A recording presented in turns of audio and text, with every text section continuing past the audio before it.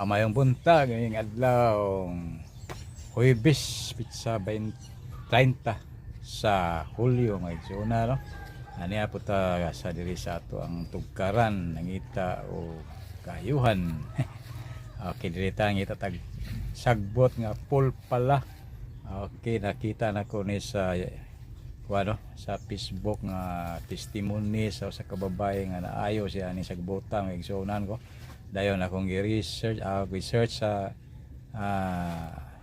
Google na yung makita ning sagbota nga ang pangalan Paul pala makaigsoona no, para sa kidney yun igsoona labi na tong taas og creatinine mao gi ampay ini nga sagbot makaigsoona kuan lang yun no, kaya lang ninyo sa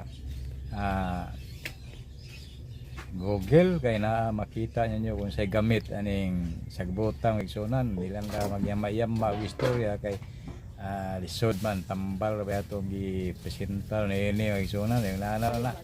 Okay mao ni siya kausara matud pa sa testimony nga kausara siya mo inom sa buntag lamang makaigsuonan o human sa dili pa mukaon o ginaana ra no nya usa ka baso ay imnon dayon usa ka baso tunga atong itimpla kay mo kupos man no, mo kibra man og inito na sa tubig kay igsuonan yung nana nindot kay color no green.